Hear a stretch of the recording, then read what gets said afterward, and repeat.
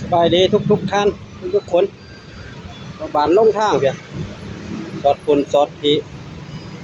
แตกอุ่นบะอุ่นใบยัวแตกยัวอยู่แถวพารากอนนี่ลงทางผมทางไปทางมาใช้สับได้ไปลงทางเวียดนามมาแล้วก็มาลงทางกรุงเทพต่อได้เลยนะออกจากกรุงเทพไปลงทางเวียดนามเนี่ยเติมมาผมทราบเป็นทราบละได้ยินได้เข้าว่าได้ยินได้ไทยบ้านไทยเมืองว่าอันกรุงเทพก็ได้เห็นในโทรทัศน์พัดลมนะเคยเห็นในโตโลโอหันเคยเบิ่งในโตโลโอแล้วมาเห็นแล้วก็บุญไหว้ได้แท้เนี่ยเลยมันคนไปพ่อ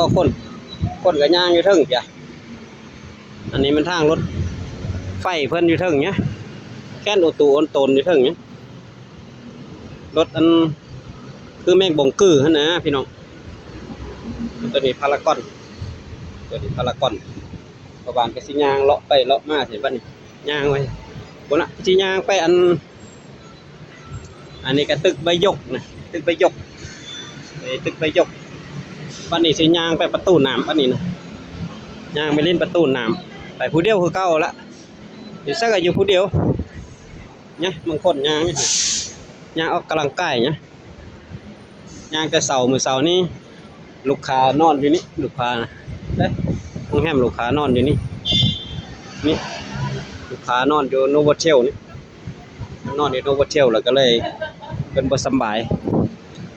ยแล้วก็เลยพาไปหาหมอแต่5 โมงเช้าไปของหมอกรุงเทพ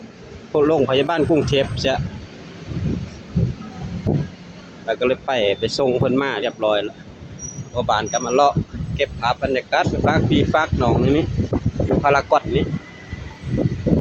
ย่างไปประตูน้ำย่างนี่ผู้เดียวแล้วเบิ่งผีไปสิเนี่ยได้ยินได้เพิ่นว่าได้นะอันว่ากรุงเทพนะเห็นแต่โตโลโอตะกี้นะเนาะเดี๋ยวนี้มาเห็นตัวจริงแล้วดกะแกแม่เลือหายได้จะเคยมาจักเทื่อเด้นะลงทางเด้แม่งบงกือแล่นวนอยู่เทิงนะพุ่นน่ะย่างเอาบ่มีเงินซื้อปีมันกีบเขาก็บ่เอาเด็ดน่ะ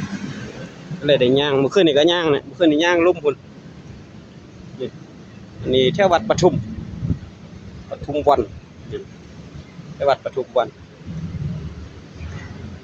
นอนค้างอยู่นี่อยู่กรุงเทพนี่3 คืนออกนี่แล้วก็ไปลงทางอยู่พัทยาโตบัดนี้